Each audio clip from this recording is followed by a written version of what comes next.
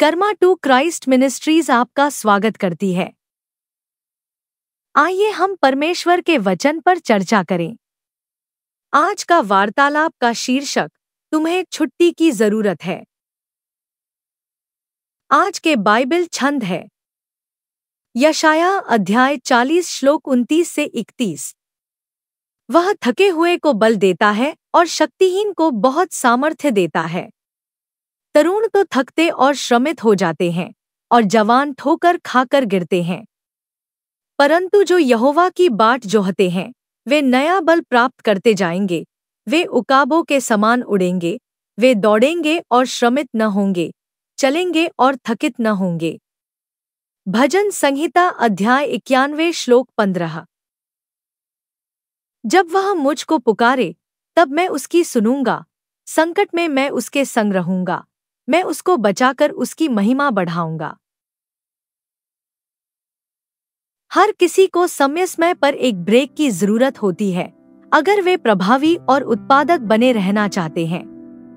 आराम का एक पूरा समय जहां आप किसी शेड्यूल से बंधे नहीं होते, डेडलाइन के बारे में चिंतित नहीं होते या लगातार दूसरों की जरूरतों के बारे में चिंता नहीं करते। न केवल शारीरिक श्रम से ब्रेक बल्कि दैनिक जीवन के सभी तनावों से मानसिक रूप से पूरी तरह से अलग होने का भी।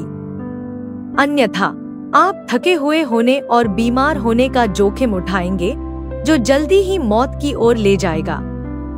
यदि आप माता पिता हैं तो आपको यह स्वीकार करना चाहिए कि आपको अपने बच्चों के बिना एक ब्रेक और सप्ताहांत की सख्त जरूरत है।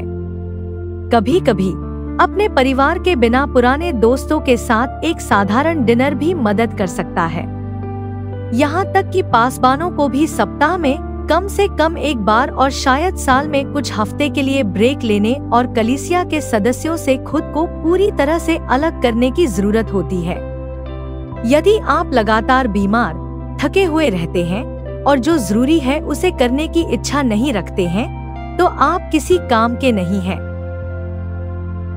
हालांकि मसीह के शिष्य के रूप में हम कभी भी उनसे दूर नहीं हो सकते, क्योंकि मसीह हमारे जीवन का स्रोत है।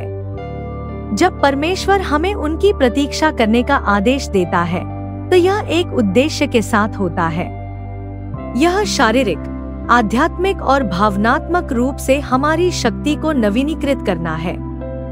यह पूरे दिन अपने पसंदीदा टीवी या इंटरनेट धारावाहिकों को देखने में बिताना नहीं है, यह उसके साथ अकेले रहना है।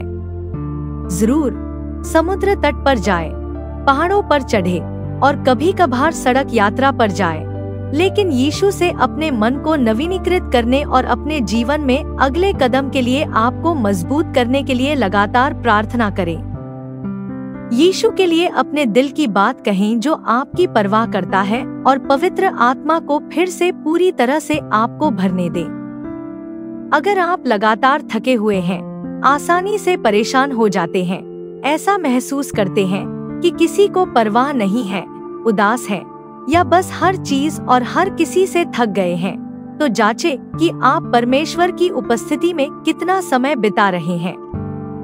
परमेश्वर झूठ नहीं बोलता और वह वादा करता है कि वह चमत्कारिक रूप से आपको एक उकाब की तरह उड़ाएगा।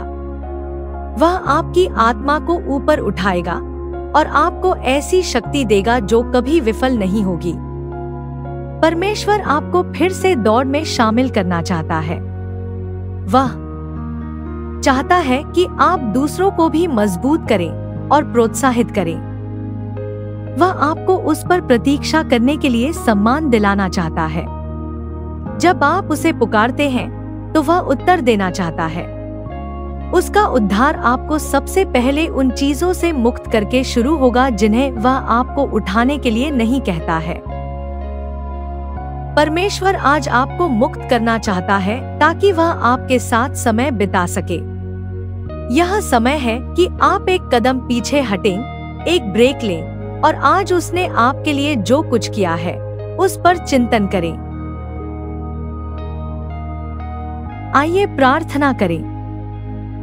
स्वर्गीय पिता, आप वह प्रभु हैं जो धर्मी लोगों से प्रेम करते हैं। धर्मी लोग तरोताजा और समृद्ध होंगे और बुढ़ापे में भी फल लाएंगे। प्रभु, आप अच्छे लोगों के साथ हैं। धन्यवाद पिता कि आप हमारी सभी जरूरतों को जानते हैं और समझते हैं कि हम थक जाते हैं। धन्यवाद कि आप हमें मजबूत बनाना चाहते हैं और अपने उद्देश्य के लिए हमें सुसज्जित करना चाहते हैं। हमें माफ करें कि हम अपनी ताकत और क्षमता से सभी काम करना चाहते हैं। हमें यह सोचने के लिए माफ करें कि दूसरों की सेवा करना और उनकी जरूरतें आपकी आज्ञा मानने से ज्यादा महत्वपूर्ण हैं। हमें आज ही उन गतिविधियों को रद्द करने की बुद्धि दीजिए जो आपके द्वारा निर्धारित नहीं है। हमें सिखाइए कि कैसे आराम करें और आपकी उपस्थिति में आपकी प्रतीक्षा करें। हम घोषणा करते हैं कि जब हम आपकी उपस्थिति में समय बिताएंगे तो आप हमारी शक्ति को नवीनीकृत करेंगे। हम चील की तरह पंखों पर उड़ेंगे, हम दौड़ेंगे और थकेंगे नहीं, और हम चलेंगे और थकेंगे नहीं। हम अपने जीवन में सभी चीजों को एक साथ रखने के लिए मसीह की शक्ति का आह्वान करते हैं। हम यीशु के शक्तिशाली नाम में मांगते हैं। आमीन।